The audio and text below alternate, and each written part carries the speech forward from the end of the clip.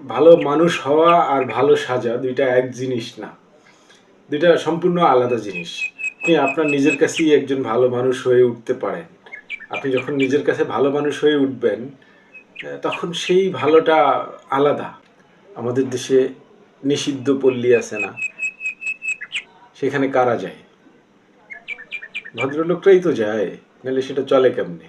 না, সেখানে যাওয়ার জন্য আলাদা আলাদা শ্রেণীর সমাজে মানুষ আছে। এগুলো কি করে চলে? বাস্তবতা কি? সেখানে তো যায় মানুষ, ভদ্রলোকরাই যায়।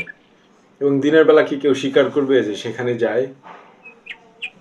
ওইখানে যে মানুষগুলা খারাপ হইছে, সেগুলা কার জন্য খারাপ হইছে? এই ভদ্রলোক বেশি মানুষগুলোর জন্যই তো ওইখানের মানুষগুলা খারাপ।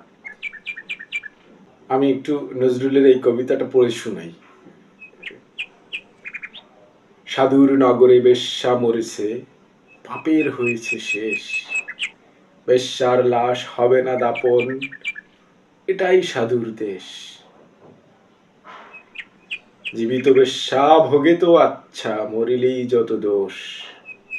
মানে যতক্ষণ আপনার আপনার সুবিধা থাকবে, খারাপ মানুষগুলোর কাছ থেকে আপনি যতক্ষণ সুবিধা পাবেন, অতক্ষণ সে ভালো। আর যখন আপনার সুবিধা পাওয়া বন্ধ হয়ে যাবে, আসবেন, তখন সে খারাপ।